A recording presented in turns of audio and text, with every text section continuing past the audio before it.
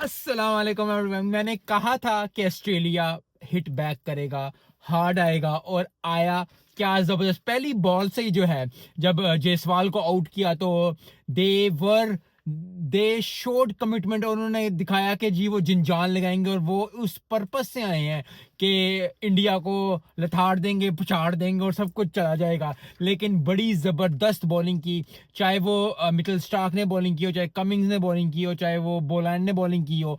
Bowling चली, बड़ी जबरदस्त चली, बड़ी ठीक ठाक चली।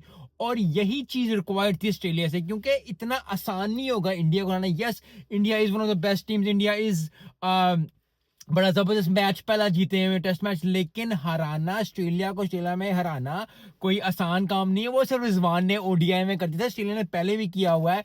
अपना भी जरा बंदे का नाम ले ले। लेकिन बड़ी जबरदस्त परफॉर्मेंस आज ऑस्ट्रेलिया ने दिखाई, ठीक ठाक 180 पे आउट किया इंडिया को। बड़ी